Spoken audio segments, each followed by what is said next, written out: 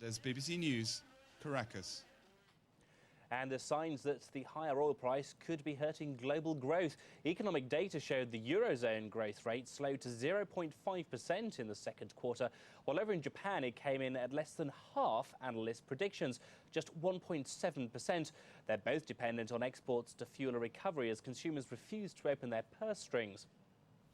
Meanwhile, in the United States, inflation cooled, but the trade gap widened to a record high. The US trade deficit hit $55.8 billion in June, thanks to record imports and the biggest drop in exports in nearly 3 years.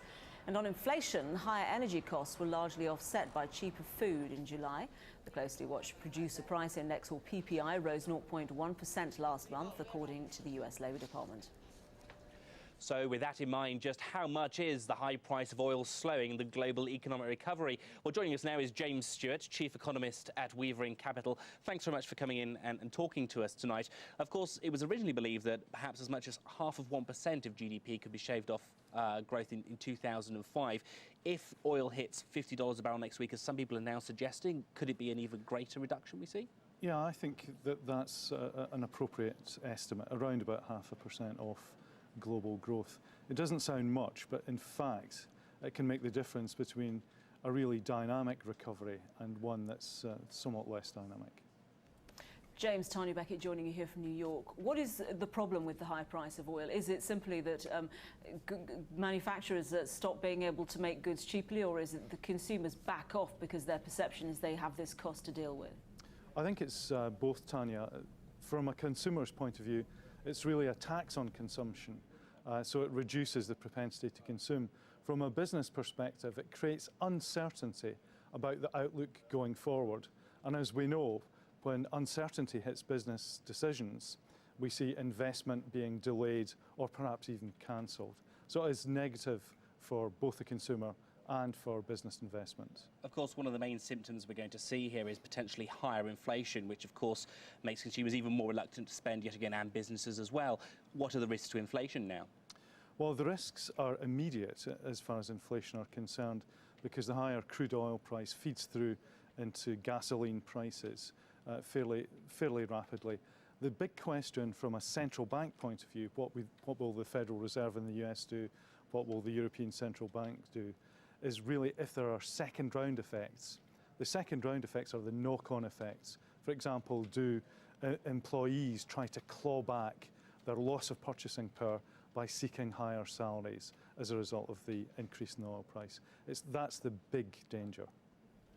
James, there is a school of thought that says although this appears like a very high oil price, it was much higher in the 70s, so when you factor inflation in since then, actually it's not as damaging as one might think. So therefore, we shouldn't assume that central banks will move watching the prices get higher. Well, Alan Greenspan at the Federal Reserve has made that very point. It's true that business is much less energy intensive than it was 10 or 15 years ago. It takes less oil to make any unit of output in industry. It's also true that automobiles, for example, are more fuel efficient than they were 10 to 15 years ago.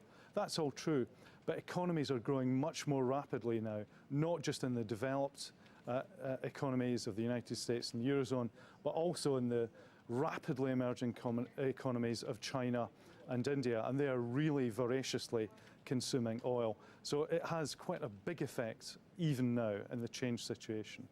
You mentioned China and India there. China, obviously, I think the fastest growing consumer of oil there, with countries like Saudi Arabia pumping as much as they can.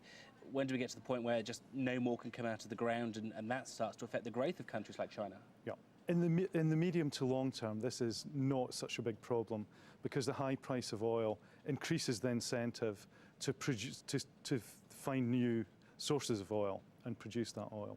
But in the short to medium term, let's say on a 1 to 2 year view, this is really quite a serious problem because we're at supply limits for OPEC and the demand is still strong. James Stewart from Weavering Capital, thanks very much for joining us. Let's look at some other business news today. The shares in Swatch Group plunged this Friday following reports that the trendy watchmaker evaded up to $180 million in tax and customs duties by using complex pricing methods. The complaint stems from two former employees. Swatch denies the allegations and says it was just an employment dispute with the pair. one of whom was looking for severance pay. US Airways could be headed for bankruptcy again. It emerged from Chapter 11 just last year, in March 2003, in fact. Now, investment bankers working for the airline's pilot union say that the company may have to file for bankruptcy by mid-September if it doesn't get the cost cuts it needs. US Airways would not comment on the specifics of the report.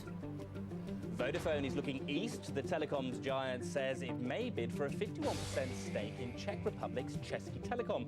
Vodafone, which is the world's biggest mobile phone company by sales, has hired Citigroup to explore eastern avenues. Many phone companies are looking for new growth markets as the pace slows in markets such as Germany, France and Britain.